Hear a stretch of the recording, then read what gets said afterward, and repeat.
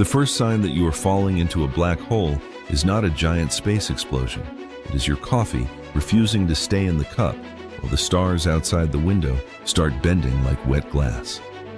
Then the navigation screen blinks, recalculates, and politely gives you a route that should be impossible. You are on a small research ship with 4 people, 2 days from the nearest station, when the autopilot loses its mind.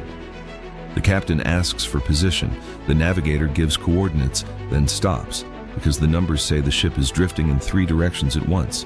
The engineer says the engines are fine. That is the worst possible answer, because it means the problem is not the ship. Outside, the starfield looks wrong, not moving, warping. Light from distant stars is being bent around something ahead of you, something you still cannot see directly.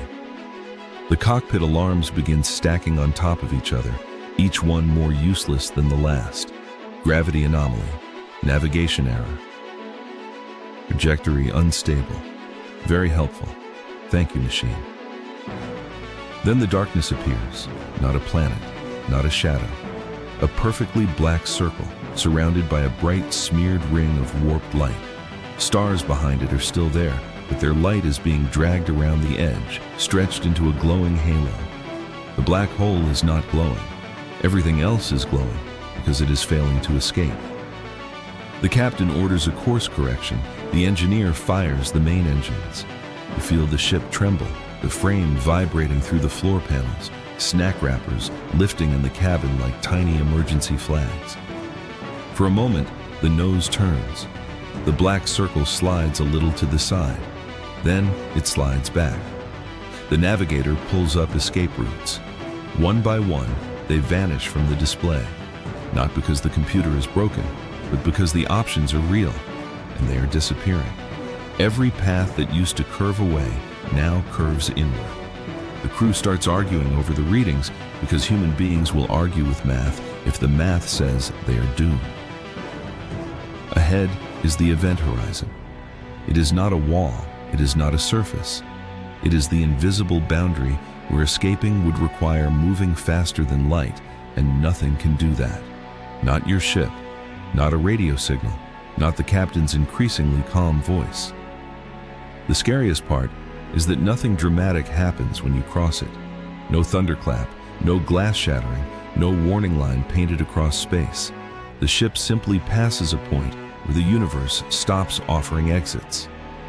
If you could pause and ask the navigation system for a way home, it would keep searching, keep blinking, and eventually produce the digital equivalent of a shrug. To someone far away, watching through a powerful telescope, your ship would look like it slows down near the edge. The light from you would stretch redder and dimmer. Your final moments would seem to freeze, fading toward black, like the universe is buffering and then giving up. But inside the cockpit, you do not freeze, you keep falling. The alarms still blink. The engineer is still trying to reroute power. A packet of crackers is still floating near the ceiling, because apparently even the end of space-time includes crumbs. Your clock feels normal. Your heartbeat feels normal. That is what makes it worse. From your point of view, time continues and the black hole is not finished with you. Now, gravity becomes personal. Gravity is stronger the closer you are to the black hole. That means the front of the ship, the side facing inward, is pulled harder than the back. At first, it is a stress in the hull, then a groan through the frame. Then, the distance between front and back starts to matter in a horrifying way. This is spaghettification. It is not a cartoon noodle machine. It is simply one side of you being pulled much more strongly than the other side. Your feet, if they are closer, feel a stronger pull than your head. The ship stretches because gravity is no longer treating it like one object. It is treating every part separately. Around a small black hole, this could happen before you even reach the event horizon. The gravity changes so sharply over such a short distance that the ship could be torn apart while escape is still technically a concept, just not a useful one. Around a supermassive black hole, the situation is stranger. The event horizon can be so enormous that the change in gravity across your ship is gentler at the boundary. You might cross the point of no return without feeling anything obvious. One minute the crew is arguing about navigation. The next, you're already inside a place no signal can lead. That is the unsettling version. The trap does not announce itself.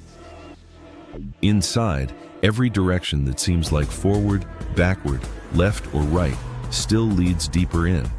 Space itself is arranged so that the center is not merely a place ahead of you. It is your future.